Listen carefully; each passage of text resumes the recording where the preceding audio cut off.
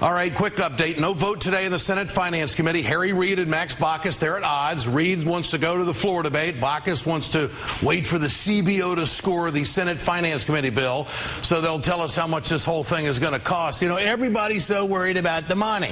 The money, the money, the money. I want to talk about the human cost off the top tonight. We went home this weekend to the Lake Country, Minnesota. There's a guy I've known there for a while. His name's Dennis. Good guy. He's had a construction company for some 30 years. Small business owner. You know the story. Pays his taxes, plays by the rules. Smart guy, good reputation. He's built a number of homes around the lake. So Sunday morning, I am enjoying my coffee and reading my local paper, the Fargo Forum, and I see that in the classified section that there's going to be an auction at noon for Dennis. He's selling all of his stuff. So I called around to find out what the heck was going on. Turns out that Dennis, well, he had a brain tumor. And he had surgery back in February. I didn't know that. Like a lot of people who work in a small business in America, he didn't have any health insurance. So let's see. He's closed his business. You know the story. He's filed for bankruptcy. Now he's selling off his construction equipment, his fishing gear, his guitar, his motorcycle. You know how near and dear that is to these guys, right? And he's trying to, navigate through this illness. Now think about this. Think about how long it took him to work that business to where it was, to build a good life for himself and his family, and now he's completely wiped out. I think the term he used today when I talked to him was rock bottom. He didn't ask to get hit with this. He's got the Republican plan. He's just unlucky. Could have happened to anybody. You know what? I think Americans understand this, and I wonder if it would be different if the Republican congressional members had to auction off their stuff and go through what Dennis has to go through. This is what middle America understands. And this is what middle America is frustrated about. They have to do something about the catastrophic clause and so much more in all of these health care proposals. Now, Consumer Reports, they normally don't dive into this stuff. A trusted resource for American consumers for more than 70 years just released this poll. 73% of Americans fear major financial loss due to illness or accident. 73% of Americans are worried about being able to afford health care coverage in the future with the skyrocketing prices. And 73% of Americans are worried about needed care being denied or rationed by insurance companies. These are staggering numbers that have prompted Consumer Reports to release their first ever advocacy ad backing health care reform. Here it is. Today, health care costs too much. Many Americans are one pink slip or one major illness away from losing their coverage. We at Consumers Union say this problem must be fixed this year for everyone's sake. Washington, the time for health care reform is now. Well, Republicans claim that Americans don't want to pay for health care. You're already paying for it with health care. A small business owner can catch a tumor early, right? Get it treated early. He can probably keep his company and he can pay his taxes for years to come, and all those guys that he had to let go, well, they'd still have a job.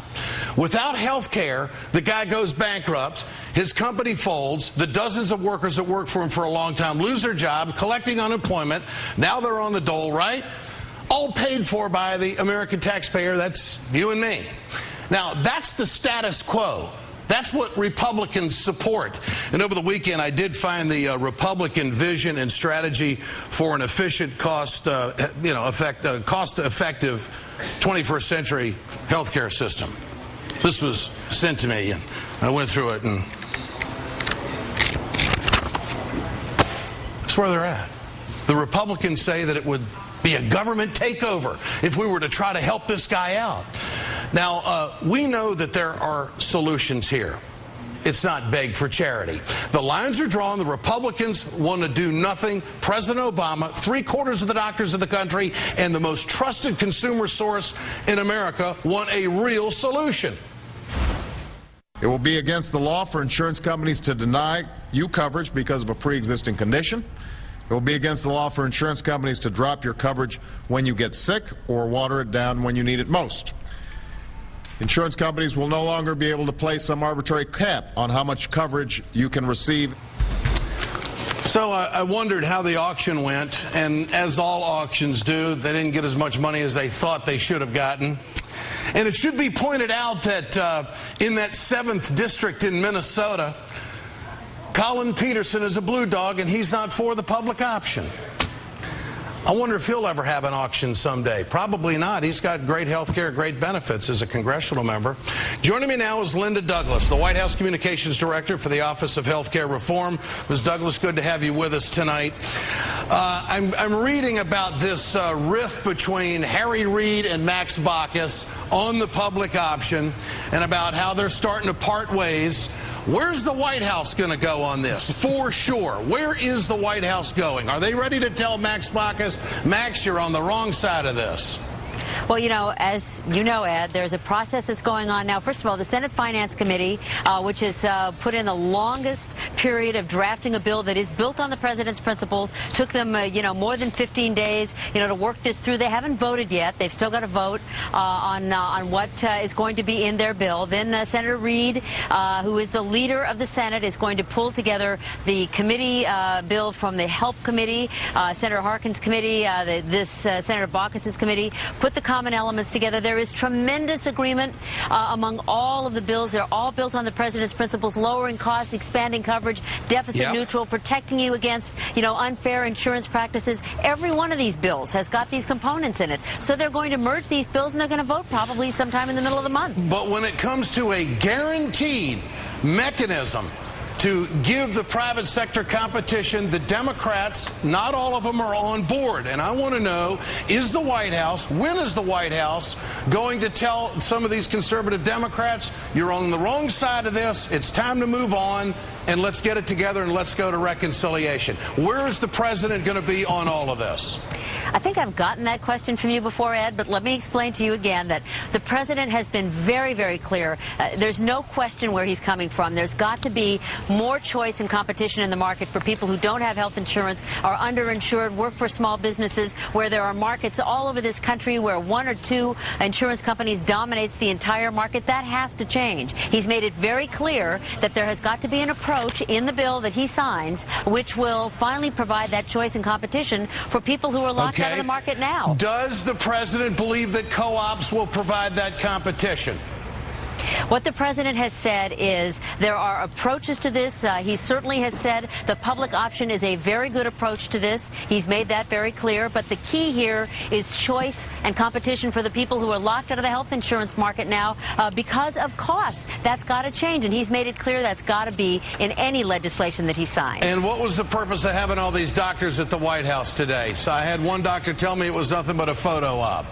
Well, the doctors all around the country, these were doctors from 50 states. We hear from doctors all over the country that they believe that this year it is urgent to have some kind of health reform legislation. They are on the front lines. They treat people who don't have health insurance. They battle with the insurance company. The average doctor spends something like 150 hours a year battling with the insurance companies on the phone. They see people who don't have preventive care, so they come in much sicker than they should be. So these doctors came to say, we've got to get this done this year. Inaction is not an option, and members of Congress know that. I'm going to keep asking you those questions, Ms. Douglas. I just have to. I'm waiting for the president, and I think the American people are waiting for the president to tell those guys over on the conservative side, you're on the wrong side, this is where we're going. Maybe that moment will be soon. Linda, I appreciate your time tonight. Thanks, Ed. Thanks so much. Get your cell phones out, folks. I want to know what you think about this. Is President Obama doing enough to close the deal on health care reform? Text A for yes, B for no to 622-639. Joining me now is Jonathan Alter, senior editor at Newsweek and MSNBC analyst. All right, the Consumer Reports comes out. It's a big deal. They're jumping into it. What do you make of that? Well, this is huge. This is a tremendously reputable publication for many, many years, and they are getting off the sidelines and into the debate. It's that important that we have some kind of a bill. I've had it with the delays. There was a great line on Mad Men last night where January Jones, her character Betty, says, if you don't have power, you delay in politics. That's something that she learned. Well, that's what's happening now. Is the people who don't really have power are trying to delay this, and the power is seeping out of Max Baucus's hands right now. So he wants to delay a little bit. For many, many months, Harry Reid was giving him a break. There were people all over town. Harry's talking tougher right now. They were urging Harry Reid, take the Ted Kennedy's committee and Chris Dodd's committee.